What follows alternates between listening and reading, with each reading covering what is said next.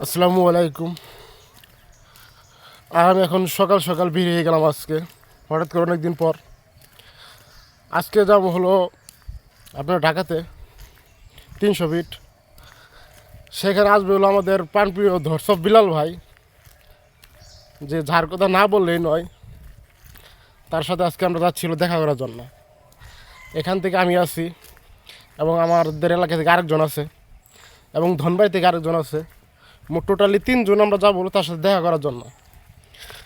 আমরা চিন্তা ভাবনা করছিলাম যে অনেক আগে যাওয়ার কথা ছিল, কিন্তু আমরা যাইতে পারিনি, যে কারণে আমাদের একটু সমস্যা ছিল এবং তার দেখাও খুব পাইলাম না ঠিকভাবে। একটু সমস্যা থাকার কারণে যেতে পারিনি। এখন হঠাৎ করে সে এক জায়গায় যাবে, কালকে রাত্রে থেকে আমার সাথে সাথে কথা কন্ট্যাক্ট হচ্ছে। আজকে ইনশাল্লাহ যাচ্ছি দেখা করার জন্য।